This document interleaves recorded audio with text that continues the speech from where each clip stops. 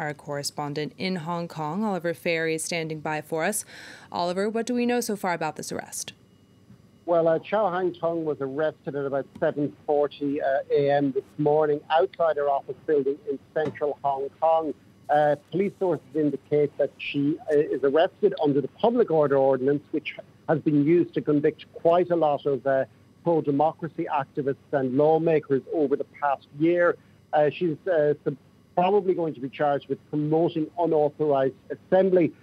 She has not, along with most of her fellow members of the Alliance in Support of Patriotic Democratic Movements of China, she said that they would not defy the law this year and organise an assembly, but she said yesterday on her Facebook page that she would honour the commitment of the last 32 years and encouraged Hong Kongers to mark it in their own way. This is all that she said.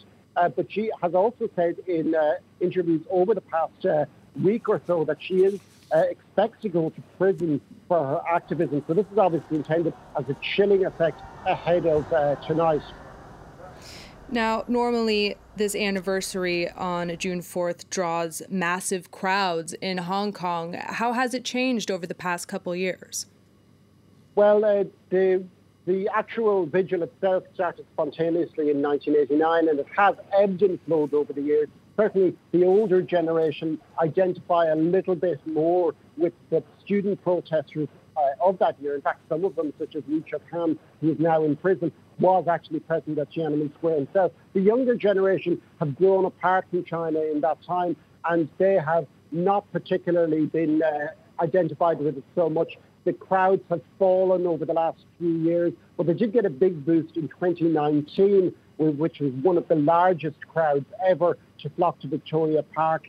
That was largely because of the anger at the time over the government's proposed extradition bill, which would have sent fugitives or anyone breaking the law to mainland China. Of course, it was banned last year because of COVID-19, and also this year as well, even though Hong Kong has gone a month now without a locally transmitted case, and like anywhere else in the world, clusters connected to outdoor gatherings are practically non-existent. So even though there's no formal political ban on the June 4th vigil, there is definitely a strong discouragement from the Hong Kong government and the police now for people to take part in it. Now, before you go, Oliver, Chow Hang Tung is a prominent pro-democracy activist in Hong Kong. Tell us a bit more about her.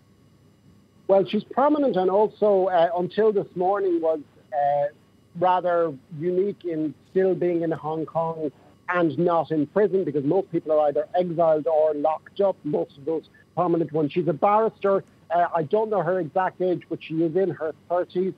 She was educated at Cambridge University, and she is the co-chair of the Alliance, which has organised the vigil for the last 32 years.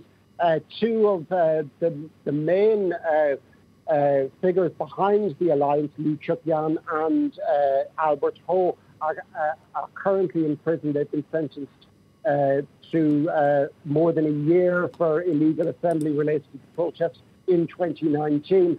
So she, until now, was probably the last leading light of that particular organisation, and that looks like it has, at least for today, been snuffed out. All right, thank you for that reporting. Oliver Farry, France 24's correspondent in Hong Kong.